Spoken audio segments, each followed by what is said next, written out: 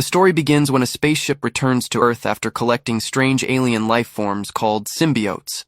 These creatures are living parasites that need a human body to survive. But before the ship can safely land, something suddenly goes wrong. One of the symbiotes escapes from its container, causing a serious security failure inside the ship. Within seconds, the spaceship loses control, enters Earth's atmosphere at full speed, and crashes into the ground.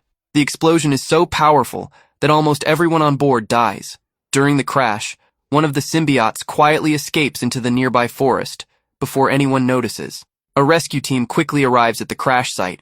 They find one astronaut who is still alive and rush him to the hospital. But there is something they don't know.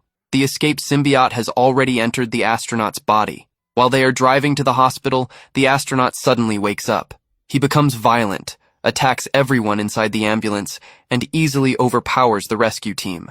During the fight, the symbiote leaves the astronaut and enters the body of one of the rescuers. The alien has now found a new host and disappears without leaving any clues behind. A few months later, we meet Eddie Brock, one of the most famous investigative reporters in the city. Eddie is known for asking hard questions and exposing powerful people, no matter how rich or important they are. One day, Eddie's boss gives him a big assignment.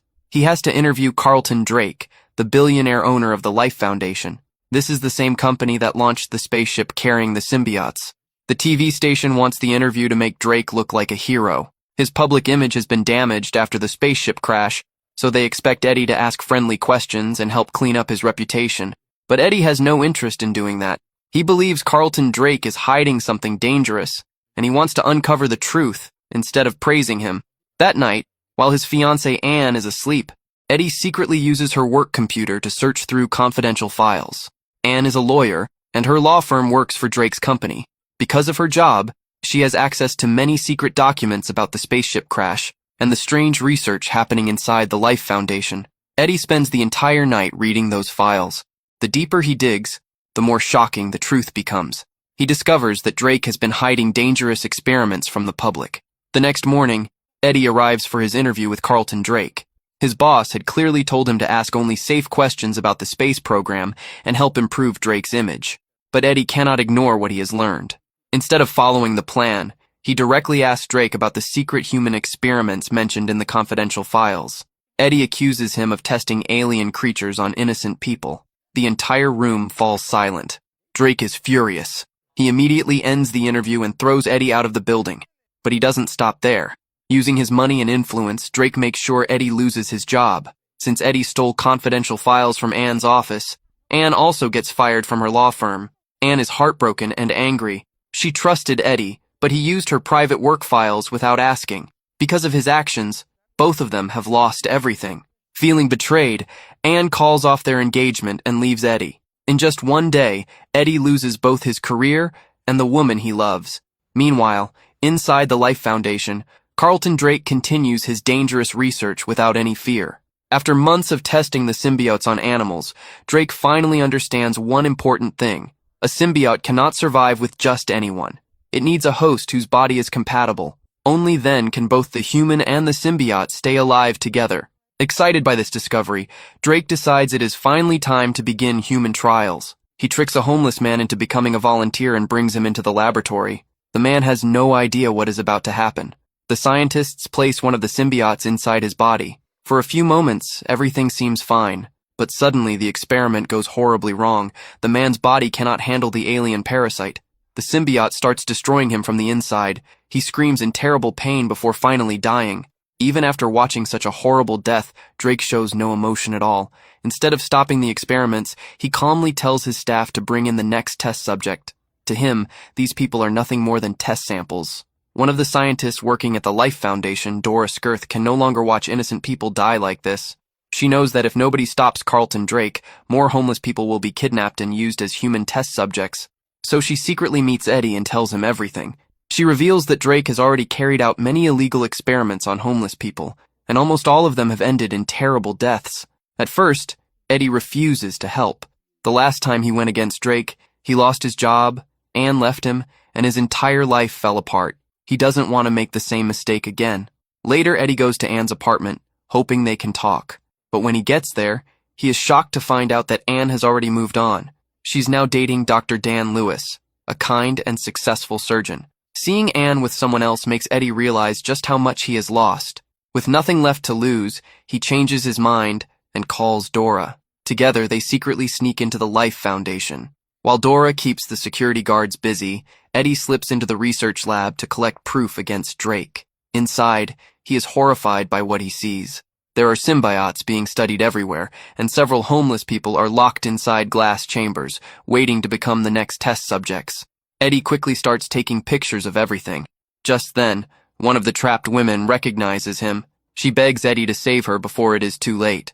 Unable to leave her behind, Eddie grabs a fire extinguisher and smashes the glass chamber. The alarm immediately starts ringing throughout the building. The loud sound drives the symbiote inside the woman completely out of control. Instead of running away with Eddie, she suddenly attacks him. Within seconds, the symbiote leaves her body and enters Eddie. The woman instantly dies, while Eddie has no idea that an alien parasite is now living inside him. Security guards rush into the lab, and Eddie runs for his life. While escaping, he notices something strange. He is suddenly much stronger, much faster, and far more agile than before. He easily outran the guards and climbs a huge tree within seconds, something no normal human could ever do. After finally reaching home, Eddie starts feeling an unbelievable hunger. Nothing seems enough to satisfy him. He even finds a rotten piece of chicken in the trash and eats it without thinking. Completely confused by his own behavior, Eddie goes to meet Anne, who is having dinner with Dan at a restaurant. He tries to show her the pictures he took inside the Life Foundation. But before he can explain anything, the symbiote begins taking control of his body. Eddie starts acting completely insane, frightening everyone in the restaurant. Realizing something is seriously wrong, Dan rushes Eddie to the hospital. To figure out what is happening, Dan places Eddie inside an MRI machine. As soon as the scan begins, Eddie starts shaking violently and screaming in pain. Dan quickly shuts the machine off. Without realizing it, he has just saved Eddie's life. The powerful sound waves from the MRI are extremely dangerous to symbiotes. If the scan had continued for a few more seconds, both Eddie and the alien inside him could have died. Meanwhile, Carlton Drake learns that someone broke into his laboratory. He orders his security team to find the person responsible. The investigation quickly leads them to Dora. Drake confronts her and demands to know who took the symbiote. Dora refuses to betray Eddie, so Drake lies to her. He tells her that if they don't find the new host soon, the symbiote will slowly kill that person. Believing she is saving Eddie's life, Dora finally reveals the truth. She tells Drake that Eddie Brock is now the symbiote's host. The moment Drake gets the answer he wants, he betrays her without a second thought. He releases another symbiote onto Dora. The creature slowly eats her alive from the inside, killing her in a painful and horrifying way. Now that Drake knows where Eddie is, he sends a heavily armed team to capture him, but the symbiote refuses to let anyone take its host. It easily defeats every soldier that attacks Eddie. As more enemies surround him, Eddie jumps onto his motorcycle and speeds away. A high-speed chase begins across the city. With the symbiote's incredible powers, Eddie avoids bullets, crashes through obstacles, and keeps escaping. But in one careless moment, a speeding car slams into his motorcycle. The impact throws Eddie across the road. Almost every bone in his body breaks, leaving him completely unable to move. Drake's men quickly grab him, believing the chase is finally over. Then something unbelievable happens. The symbiote instantly heals every broken bone in Eddie's body. For the first time, it completely covers him and reveals its true form. A giant black monster with huge teeth, glowing eyes, and a long tongue stands before everyone. The creature casually bites off one soldier's head, terrifying everyone around it. When police officers arrive, the monster escapes by jumping into the ocean. Out in the open water, the alien finally introduces itself. "My name is Venom." Venom explains that Carlton Drake has built another spaceship. This time, Drake plans to bring millions of symbiotes to Earth so he can continue his experiments. But Venom warns Eddie that Drake has no idea what will happen. If the other symbiotes arrive on Earth, they will never obey humans. Instead, they will wipe out every living thing on the planet until nothing is left. Knowing he has to stop Drake, Eddie first decides to clear his own name. He returns to his old news station and climbs the outside of the building with Venom's powers, almost like Spider-Man. He reaches his former boss's office and secretly leaves behind his phone. It contains every photo he took inside the Life Foundation, proving that everything he said about Carlton Drake was true. As Eddie climbs back down, dozens of special agents suddenly surround the building. Without warning, they start firing gas canisters at him. The gas quickly fills the area, but Venom immediately takes control of Eddie's body. Within seconds, Venom attacks the soldiers one by one. None of them can stop him. He is just about to bite off the last soldier's head when Anne suddenly appears. Seeing her scares Eddie back into control, forcing Venom to disappear before he can finish his meal. Anne tells Eddie that Dan wants to run a few more medical tests on him. Meanwhile, the other symbiote that escaped during the spaceship crash has been secretly moving from one person to another for months. It keeps changing hosts until it finally learns about Carlton Drake's plans. To reach Drake, the symbiote briefly takes control of a little girl. It uses her to get close to him before finally entering Drake's body. This powerful symbiote introduces itself as Riot. Back at the hospital, Dan finally discovers the truth. He tells Eddie that the alien inside him is slowly damaging his internal organs. If Venom stays inside for too long, Eddie could die. Venom becomes furious after hearing his secret exposed. He suddenly attacks Dan inside the hospital. Thinking quickly, Dan uses loud sound waves against Venom. The high-frequency sound is too painful for the symbiote to handle. Venom is forced out of Eddie's body and becomes trapped inside a nearby room, but the alien refuses to give up. It squeezes through an air vent and escapes the hospital. Outside, Venom finds a small dog and uses it as a temporary host. Since nobody knows Venom escaped, Eddie leaves the hospital alone. However, before he can get very far, Drake's men capture him inside the hospital elevator. They take Eddie straight to the Life Foundation headquarters. Meanwhile, Venom leaves the dog and finds Anne. To save Eddie, Venom enters Anne's body, giving her incredible strength and speed. At the Life Foundation, Riot questions Eddie and demands to know where Venom is hiding, but Eddie honestly has no idea.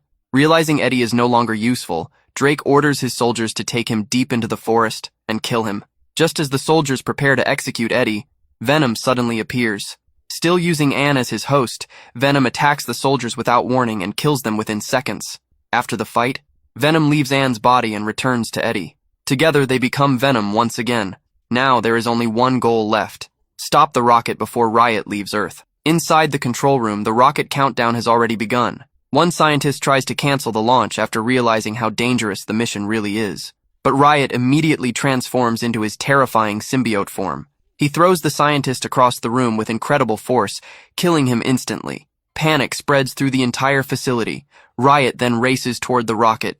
Venom catches up and blocks his path. A brutal fight begins between the two powerful symbiotes. Venom fights with everything he has, but Riot is simply stronger. Riot creates giant spikes from his body and keeps overpowering Venom.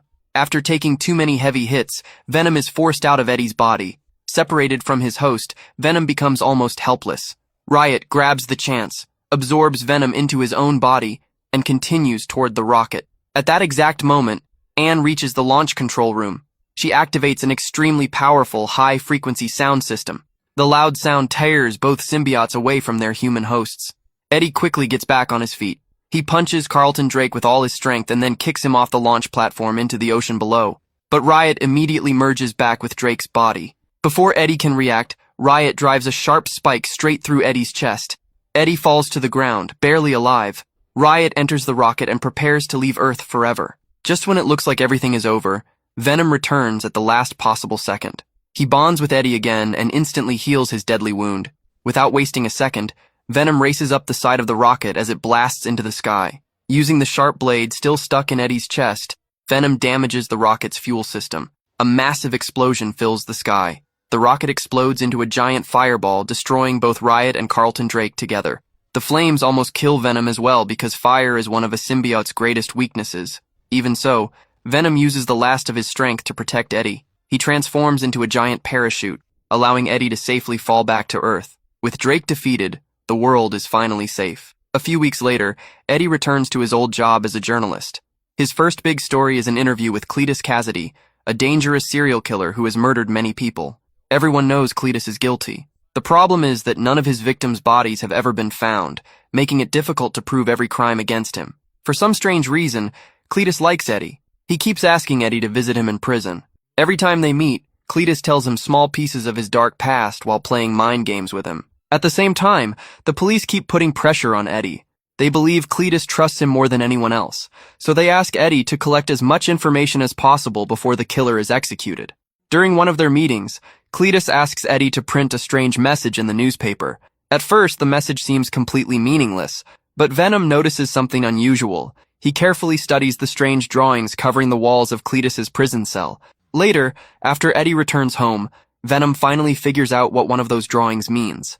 It is actually a map leading to a beach in California. Eddie immediately informs the police. When officers search the beach, they make a horrifying discovery. Hidden underground are the bodies of several people murdered by Cletus. Finally, the police have enough evidence to prove all of his crimes. Cletus is sentenced to death by lethal injection. Thanks to this huge discovery, Eddie becomes a successful journalist once again. His reputation is finally restored. But even after getting his career back, Eddie still feels empty inside. When he finds out that Anne and Dan are planning a future together, he realizes she has truly moved on. The news breaks his heart. For a moment, Eddie becomes so hopeless that he even thinks about ending his own life by crashing his motorcycle. Thankfully, he changes his mind before it is too late. The next morning, Eddie receives another letter from Cletus. The serial killer wants one final meeting before his execution. Even though Eddie feels uneasy, he decides to visit him one last time. He hopes Cletus might finally confess everything. As soon as Eddie enters the prison cell, the conversation quickly turns tense. Cletus starts insulting him and trying to get under his skin. Venom becomes furious. Without warning, Venom bursts out and throws Cletus around the prison cell. The guards quickly stop the fight. But before Eddie leaves, Cletus suddenly grabs his hand and bites it as hard as he can. A tiny piece of venom breaks off and stays inside the wound. Without realizing it, Cletus swallows the symbiote. Neither Eddie nor Venom notices what has happened. Back at home, Eddie and Venom start blaming each other for ruining the interview. They argue so badly that it turns into a real fight. Venom headbutts Eddie and even breaks his nose. Eddie fights back by smashing a motorcycle helmet into Venom's face, knocking out several of his sharp teeth. Within minutes, the entire apartment is completely destroyed. Angry and disappointed, Venom decides he has had enough. He leaves Eddie and finds a homeless man to use as his new host. Before leaving, Venom completely crushes Eddie's motorcycle just to make him even more miserable. While wandering through the city, Venom accidentally walks into a costume party. Because everyone thinks he is wearing an amazing costume, nobody realizes he is actually an alien monster. Venom quickly becomes the center of attention. He even gives a funny speech about accepting yourself, and the crowd cheers for him without knowing the truth. At the same time, Cletus is taken to the execution room. The doctors inject the deadly chemicals into his body, but something completely unexpected happens. The tiny piece of venom inside Cletus reacts with the chemicals. Instead of dying, Cletus begins changing into a brand new symbiote. A terrifying red monster is born. Its name is Carnage. Carnage is even more violent and powerful than Venom. The moment he transforms, he tears through the prison. He frees the inmates, slaughters the guards, and leaves nothing but destruction behind. Within minutes, Cletus escapes prison exactly as he always dreamed. Back at his apartment, Eddie watches the breaking news about Cletus's escape. He immediately realizes that Cletus will come after him. Trying to predict the killer's next move, Eddie listens again to the recording of their final conversation. He also studies the drawings Venom copied from the prison walls. Suddenly, one drawing makes perfect sense. It points to St. Estes Orphanage. But why is that place so important? Years earlier, after killing both his mother and grandmother as a child, Cletus was sent to St. Estes Orphanage. That was where he met Frances Barrison, a young girl with a dangerous mutant ability. Her scream was so powerful that it could destroy almost anything around her. Over the years, Cletus and Frances fell deeply in love, but their lives took different paths. Frances was sent to Ravencroft Institute, a prison for dangerous people with special abilities. After losing the only person he truly cared about, Cletus escaped and slowly became one of the most feared serial killers in the country. Meanwhile, Eddie arrives at the abandoned St. Estes Orphanage to search for clues. The old building is empty and falling apart. As he looks around, he notices something carved into a tree. It is a heart with the letters CK plus FB. Eddie immediately realizes these are the initials of Cletus Cassidy and Frances Barrison. Everything suddenly makes sense. He quickly calls Detective Mulligan, the officer leading the hunt for Cletus. Mulligan knows the two of them very well. Years ago, during Frances's arrest, he accidentally shot her in the eye, leaving her permanently injured. The moment Mulligan hears about the carving, he understands Cletus's next move. He is going to rescue Frances. Meanwhile, Cletus steals a convertible car and drives straight to a nearby convenience store. He brutally attacks the cashier and uses Carnage's powers to hack into the police database. Within seconds, he discovers exactly where Frances is being held. She is locked inside Ravencroft Institute. Back at the Institute, the head doctor mocks Frances and tells her that Cletus will never come to save her. But before she can finish talking, Cletus suddenly appears inside the building. Carnage quickly wraps his tentacles around the doctor and kills her without mercy. Then he destroys Frances's prison cell and finally sets her free after many years. The two lovers are finally together again. As they escape, police vehicles begin chasing them. Frances tries to help by using her powerful scream against a police helicopter. The sound waves are so strong that they also hurt Carnage. Since loud sounds are one of a symbiote's biggest weaknesses, Carnage becomes furious. He warns Frances that if she screams near him again, he will kill her too. Even Cletus is shocked to hear Carnage threaten the woman he loves. After escaping, Cletus and Frances begin planning their wedding. Each of them chooses one special gift.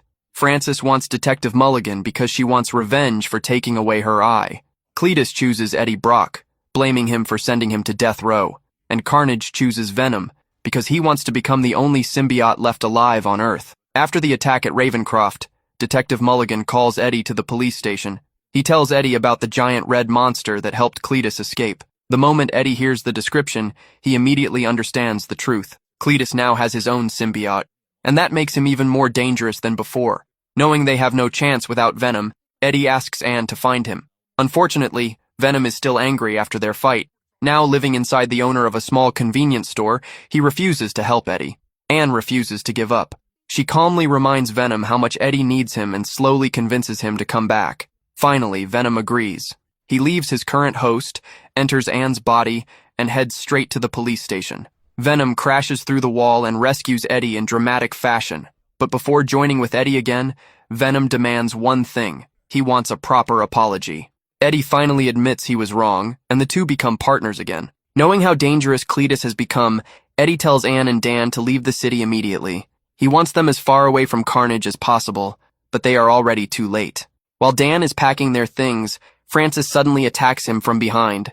She knocks him unconscious with ease. Then she kidnaps Anne and leaves behind a wedding invitation. Before losing consciousness, Dan sees the address printed on the invitation. As soon as he wakes up, he calls Eddie. He tells him that Anne has been kidnapped and gives him the wedding location. At the same time, Detective Mulligan spots Cletus driving through the city. Thinking he can stop him alone, Mulligan tries to arrest him. It is a terrible mistake. Carnage attacks instantly and easily captures the detective. Soon, everyone arrives at the wedding location, an old cathedral that is still under construction. The final battle is about to begin. Venom and Carnage charge straight at each other without holding back. The fight shakes the entire cathedral. During the battle, Frances lets out another powerful scream. The sound hurts both symbiotes, but Carnage suffers the most. Furious, Carnage slaps Frances across the face and orders her to stop screaming. Seeing the woman he loves being attacked, Cletus becomes furious with Carnage. For the first time, the two of them begin fighting each other instead of working together. Their bond starts breaking apart. Venom quickly notices this weakness. He charges at Carnage and slams him to the ground with a powerful attack, but Carnage recovers almost instantly. He twists his body in a terrifying way and fires dozens of sharp spikes at Venom. The spikes pin Venom against the wall, leaving him trapped. With Venom unable to move, Carnage turns his attention to Frances. She is just about to kill Detective Mulligan when Carnage orders her to stop and help finish Venom instead. While they argue, Mulligan quietly escapes and takes an elevator to the top of the cathedral to call for backup. Frances chases after him. She catches him before he can make the call and stabs him in the back with a sharp tool. Then she attacks his injured eye, trying to take away his sight, just like he once took away hers. Finally, she wraps a chain around his neck and throws him into a set of steel bars. Mulligan falls to the ground, barely alive. Back downstairs, Carnage grabs a priest with his tentacles and kills him. After absorbing more biomass, Carnage grows even larger and much stronger. Now he is more dangerous than ever. Venom finally breaks free from the spikes and attacks again. At that moment, Dan arrives carrying gasoline and a blowtorch. He sets Carnage on fire, hoping the flames will weaken him. Instead, Dan only becomes Carnage's next target. Carnage traps Dan with his tentacles and prepares to kill him. Just before Carnage can strike, Venom jumps in and saves Dan. The two symbiotes continue their brutal fight. Suddenly, the church bell starts ringing. The loud sound weakens both Venom and Carnage at the same time. As the symbiotes lose their strength, Eddie and Cletus are forced to fight each other without their alien partners. Cletus is stronger than Eddie in hand-to-hand combat. He punches Eddie several times and even wraps a plastic bag around his head, trying to suffocate him. Just then, the church bell stops ringing. Venom quickly returns and throws Carnage away before Eddie can be killed. The battle continues, but Carnage lands another powerful attack that forces Venom out of Eddie's body once again. Taking advantage of the situation, Cletus grabs a heavy sledgehammer. He repeatedly smashes Eddie's legs, leaving him unable to stand. Then Carnage grabs Anne, who is tied up nearby. He decides to kill her right in front of Eddie, but Frances cannot accept that. She begs Cletus to spare Anne. Carnage refuses. He even threatens to kill Frances, too. Cletus immediately argues with Carnage. For the first time, the two completely disagree with each other. Watching this, Venom finally understands something important. Unlike him and Eddie, Carnage and Cletus are not truly connected. Their bond is unstable. If they can be separated, Carnage can be defeated. Venom climbs to the top of the cathedral and drives a large steel rod through Carnage's head. The attack slows Carnage down, but it is still not enough to stop him. At the same time, Anne begins falling from the top of the church. Even though he is badly injured, Venom rushes to save her. While Venom is distracted, Carnage stabs him through the chest with one of his deadly tentacles. As a final move, Venom throws Frances off the top of the cathedral. While falling, she lets out the loudest scream of her life. The powerful sound waves spread through the entire building. Both symbiotes are ripped away from their human hosts. The old cathedral begins collapsing around them. Venom quickly jumps from Eddie's body to protect Anne and Dan before returning to Eddie again. He cushions Eddie's fall and saves his life. Cletus is not as lucky. He crashes to the ground and suffers terrible injuries. Separated from Cletus, the weakened Carnage tries to crawl back to his host, but Venom reaches him first. Without giving Carnage any chance to recover, Venom crushes him under his foot and swallows him whole. With Carnage gone, Cletus tries to give one last speech, but Venom has heard enough. Before Cletus can finish talking, Venom bites off his head, ending the serial killer's reign forever. With Carnage destroyed and Cletus finally gone, the battle is over. However, the police are still searching for Eddie and Venom. To avoid being captured, the two decide to disappear for a while.